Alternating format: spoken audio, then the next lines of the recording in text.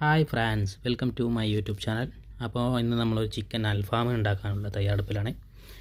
അതിന് മുന്നിലായിട്ട് ഈ ചാനൽ ആദ്യമായിട്ട് കാണുന്നവരുണ്ടെങ്കിൽ ഒന്ന് ചാനൽ സബ്സ്ക്രൈബ് ചെയ്ത് തൊട്ടടുത്തുള്ള ബെല്ലൈക്കൺ ഒന്ന് പ്രസ് ചെയ്ത് ഒന്ന് ഷെയർ ചെയ്ത് ഒന്ന് സപ്പോർട്ട് ചെയ്യണേ.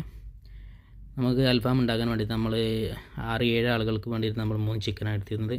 3 ചിക്കൻ, വലിയ ചിക്കൻ. അതിൻ്റെ സെൻറ്റർ മാത്രം മുറിച്ചിട്ടുള്ളൂ, ചെറിയ ചെറിയ പീസുകളാക്കിയിട്ടില്ല.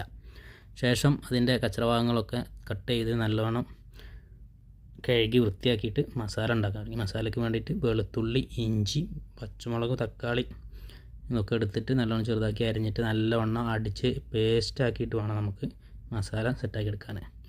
ഒക്കെ മിക്സീൻ്റെ ജാറിലിട്ടിട്ട് വേറെ അടിച്ചൊന്ന് സെറ്റാക്കി നല്ല പേസ്റ്റാക്കി എടുക്കണം. അതിന് ശേഷം നമ്മൾ ചിക്കനിലൊക്കെ എല്ലാം നല്ലോണം തേച്ച് പിടിപ്പിച്ച് സെറ്റാക്കിയിട്ട് ഒരു 4 മണിക്കൂറെങ്കിലും ചുരുങ്ങിയത് നമ്മൾ ഇതൊന്ന് റെസ്റ്റ് ചെയ്യാൻ വേണ്ടി വെക്കണം കേട്ടോ. ഫ്രിഡ്ജിൽ വെച്ചിട്ട് സെറ്റാക്കണം.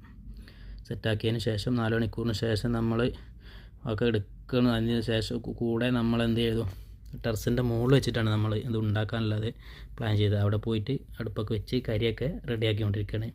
ഈ കരി കത്തുന്ന സമയം കൊണ്ടുള്ള ലേശം മയോണൈസ് നമ്മളിവിടെ നിന്ന് ഉണ്ടാക്കിയിട്ടുണ്ട്, അതും റെഡിയാക്കിയിട്ടുണ്ട്.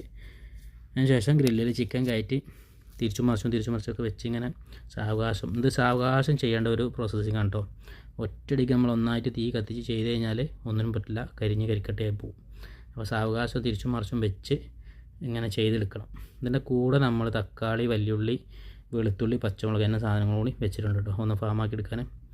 ഇത് നമ്മളെ ഫ്രണ്ട്സും നമ്മളെ അനിയന്മാരൊക്കെ കൂടിയിട്ടാണ് നമ്മൾ ഇത് ടെറസിൻ്റെ മുകളിൽ വെച്ചിട്ട് നല്ല എൻജോയ് ആയിട്ടാണ് ഉണ്ടാക്കുന്നത്. ഇങ്ങനെ തിരിച്ചും മറിച്ചൊക്കെ വെച്ച് സെറ്റാക്കി ഇതിലേക്ക് കഴിക്കാൻ നമ്മൾ കുബൂസാണ് കേട്ടോ വാങ്ങിച്ചു വന്നത്. ഇവിടുത്തെ ഒരു റിയാലിന് 6 എണ്ണം കിട്ടുന്ന കുബൂസ് വാങ്ങിച്ചിട്ടുണ്ട്. 2-3 പാക്ക് കുബൂസും വാങ്ങിച്ചു. നമ്മളെ ദേശീയ ഭക്ഷണമാണ് സൗദിയിൽ വരുമ്പോൾ അല്ല, പ്രവാസികളുടെ.